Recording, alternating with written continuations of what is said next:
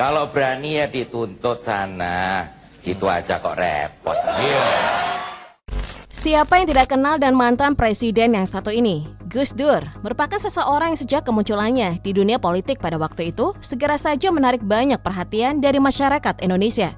Sebab siapa yang bisa menyangka bahwa dengan kondisi yang dimiliki oleh Gus Dur, ia akan menjadi orang nomor 1 yang memimpin negeri ini. Sampai 2004 ada yang terhormat Saudara Abdurrahman Wahid. Dengan mengesampingkan hal-hal yang cukup kontroversial dari seorang Gus Dur pada masa pemerintahannya, dikatakan terdapat sisi yang mungkin cukup menarik untuk diketahui.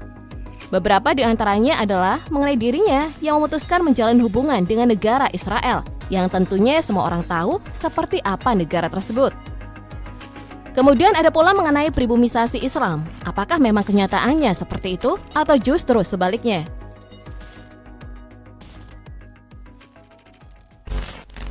Kiai Haji Abdurrahman Wahid atau yang lebih dikenal dengan Gus Dur dilahirkan dengan nama Abdurrahman Al-Dakil pada 7 September 1940 dan wafat pada 30 Desember 2009 di usianya yang ke-69 tahun.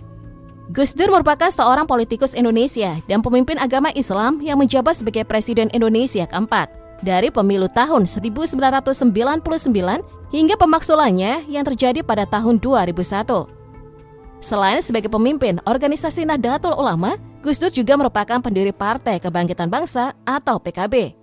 Ia adalah putra Menteri Agama Wahid Hasyim dan cucu dari pendiri Nahdlatul Ulama Hasyim Asy'ari. Sejak awal, Gus Dur memang menderita gangguan penglihatan yang disebabkan oleh glaukoma. Ia mengalami kebutaan total pada mata kirinya dan mata kanannya buta sebagian. Ia merupakan Presiden Indonesia pertama dan satu-satunya sampai sekarang yang memiliki disabilitas fisik. Nama Gus Dur sendiri merupakan julukan populernya. Gus Dur berasal dari gelar Gus, yang bermakna sebagai sebuah kehormatan umum untuk putra kiai dan kependekan dari bagus dalam bahasa Jawa. Lalu Dur yang merupakan kependekan dari namanya, yaitu Abdurrahman. Pada tahun 1944, Gus Dur pindah dari Jombang ke Jakarta, tempat ayahnya terpilih menjadi ketua pertama dari sebuah partai, bernama Partai Majelis Syuro Muslimin Indonesia, atau disebut juga dengan Masyumi. Sebuah organisasi yang berdiri dengan dukungan tentara Jepang yang saat itu menduduki Indonesia. Setelah deklarasi kemerdekaan Indonesia, tanggal 17 Agustus 1945, Gus Dur kembali ke Jombang dan tetap berada di sana selama Revolusi Nasional Indonesia melawan Belanda. Pada akhir perang tahun 1949, Gus Dur kemudian berpindah ke Jakarta dan ayahnya lalu ditunjuk sebagai Menteri Agama. Dimulai pada saat itu, Gus Dur kecil belajar di Jakarta. Pendidikan Gus Dur berlanjut dan pada tahun 1954 ia masuk ke sekolah menengah pertama. Pada tahun itu sayangnya ia tidak naik kelas. Ibunya lalu mengirim Gus Dur ke Yogyakarta untuk meneruskan pendidikannya dengan mengacu kepada Ali Maksum, seorang kiai di pondok pesantren Krapyak dan belajar di SMP. Pada tahun 1957, setelah lulus dari SMP, Wahid pindah ke Magelang dan melanjutkan pendidikan muslim yang bertempat di pesantren Tegalrejo.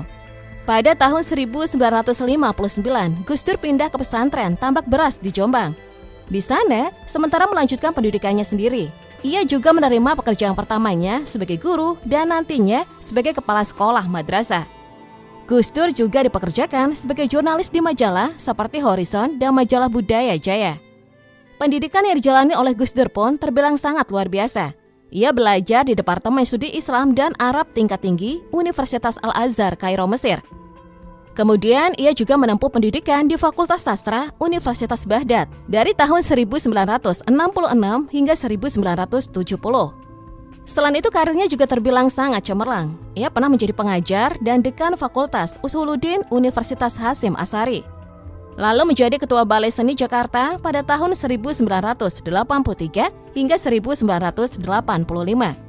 Ia juga merupakan pendiri dan pengasuh pesantren Ciganjur, menjadi Ketua Umum PBNU pada tahun 1984 hingga 1999, menjadi Ketua Forum Demokrasi di tahun 1990.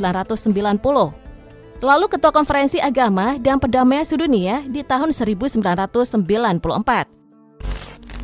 Selanjutnya karirnya di politik pun dimulai ketika menjadi anggota MPR di tahun 1999. Kemudian ia pun terpilih menjadi Presiden RI dari 20 Oktober 1999 sampai 24 Juli 2001. Di masa pemerintahannya, Gus Dur kerap mengejutkan beberapa kalangan. Misalnya saja, ketika Gus Dur pernah menjadi dekat dengan Israel. Ia juga pernah diundang secara langsung oleh Perdana Menteri Israel, Yitzhak Rabin, untuk menyaksikan penandatanganan perjanjian damai antara Israel dan Yordania pada tahun 1994. Gus Dur menginginkan perdamaian. Gus Dur bukan tidak tahu bagaimana penderitaan rakyat Palestina. Ia memahami konflik yang terjadi di sana. Karena itu, saat ia menjadi presiden, Gus Dur mewacanakan membuka hubungan diplomatik dengan negara Israel. Gagasan Gus Dur ini sebenarnya sederhana. Indonesia tidak mungkin bisa berperan di dalam perdamaian Palestina dan Israel jika tidak menjalin hubungan diplomatik dengan kedua negara tersebut. Di samping itu, Indonesia di bawah kepemimpinan Presiden Gus Dur pada saat itu punya kepentingan yang taktis. Menurut Budiarto Sambasi, di dalam Damai Bersama Gus Dur, ada dua alasan yang diutarakan Gus Dur. Mengapa Gus Dur begitu ingin menjalin hubungan diplomatik dengan Israel? Pertama, Gus Dur ingin memastikan kapitalis George Soros, seseorang yang berketurunan Yahudi, agar tidak mengacaukan pasar modal. Kedua, Gus Dur ingin meningkatkan posisi tawar Indonesia di Timur Tengah, sebab selama ini Timur Tengah tidak pernah membantu Indonesia di dalam menghadapi krisis. Melalui Menteri Luar Negeri Alwi Shihab, Gus Dur dalam pandangan Budiarto Sambasi, setidaknya mengintrodusir 3 elemen politik luar negeri, yaitu menjaga jarak yang sama dengan semua negara, hidup bertetangga dengan cara yang baik, dan melakukan kebajikan secara universal atau menyeluruh. Jelaslah bahwa memang Gus Dur menjalin hubungan dengan Israel bukanlah hal yang memiliki tujuan buruk seperti yang mungkin dikhawatirkan sebagai masyarakat kala itu.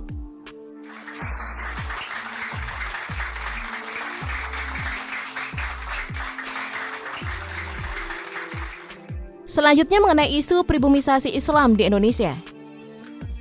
Di dalam situs resmi Gus Dur, dijelaskan bahwa pribumisasi Islam adalah bagian dari sejarah Islam baik di negeri asalnya maupun di negeri lain, termasuk Indonesia.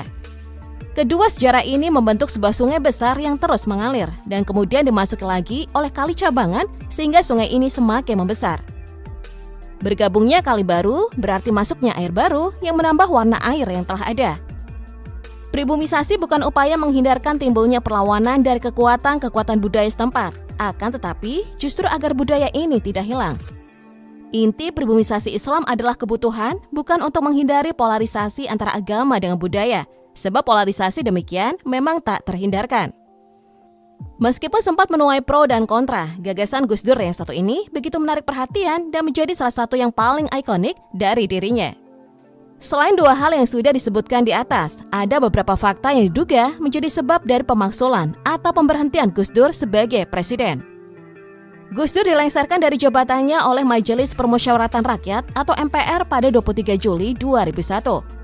Maka Wakil Presiden Republik Indonesia Megawati Soekarno Putri ditetapkan sebagai Presiden Republik Indonesia. Lengsarnya Gus Dur dipicu oleh adanya sebuah laporan yang disampaikan oleh Panitia Khusus atau Pansus DPR terkait adanya dugaan penggunaan dana Yayasan Dana Kesejahteraan Karyawan Bulog yang sejumlah $4 juta Amerika Serikat.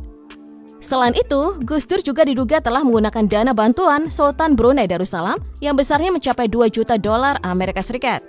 Berdasarkan tuduhan tersebut, Gus Dur dianggap telah melanggar Undang-Undang Dasar 1945 Pasal 9 tentang Sumpah Jabatan dan TAP MPR nomor 11/MPR/1998 tentang penyelenggaraan negara yang bebas KKN, korupsi, kolusi, dan nepotisme. Membawa anggota Dewan, para undangan hadirin yang kami hormati. Selama menjadi Presiden RI, Gus Dur mengeluarkan kebijakan yang dianggap kontroversial sebagai berikut. Penghapusan TAP MPR yang membahas tentang Partai Komunis Indonesia atau PKI, melepas jabatan seorang Yusuf Kalla dan Laksamana Soekardi atas dugaan kasus korupsi, padahal tidak ada bukti yang kuat yang dapat menjerat mereka, dan mengeluarkan dekret presiden yang berisikan mengenai pembubaran parlemen. Assalamualaikum warahmatullahi wabarakatuh. Banyaknya masalah yang terjadi pada masa kepemimpinan Gus Dur yang membuat Gus Dur akhirnya diturunkan dari jabatannya. Namun walaupun bisa dibilang memiliki banyak kontroversi, kepemimpinan Gus Dur pun memiliki beberapa hal yang tentunya positif bagi rakyat Indonesia.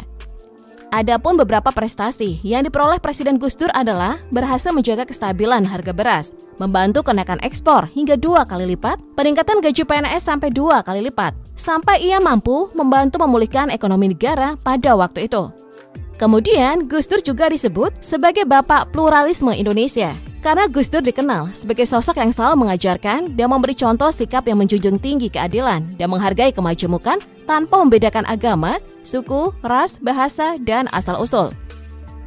Gus Dur getol mengangkat tema toleransi dan menyerukan bahwa Indonesia adalah milik seluruh masyarakat, bukan milik seseorang.